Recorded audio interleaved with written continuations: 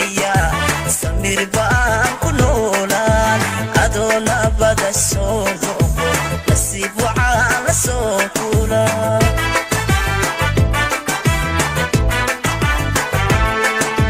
nabadgelyo nabadino iyo nooli kulante nabadgelyo nabadino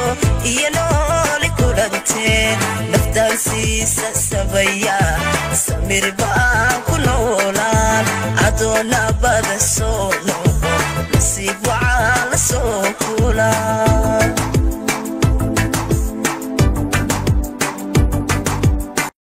waxaa joogaa airportka magaalada Muqdisho waxaa u taaganahay maanta inaan soo dhaweeyno walaalkeen Asad Xaajiyo sida u jeedin dadkan oo dhan waxay u soo baxeen inay asaga soo dhaweeyaan aad iyo aad ugu faraxsanahay waxaan dhahaynaa soo dhawow ku soo dhawow magaalada Muqdisho magaaladaadi waaye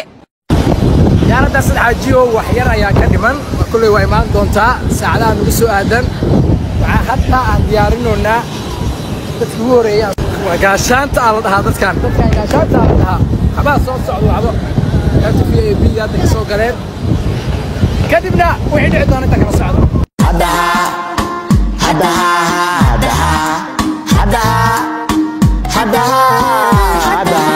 قرحة أساس وكل ضدك وحيد تاني أس حاجة ودرتيس وأنا ضدك أوسام أنت بدن براها بالشدة قف عن إحنا كمجرو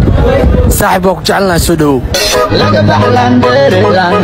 وعيم المندري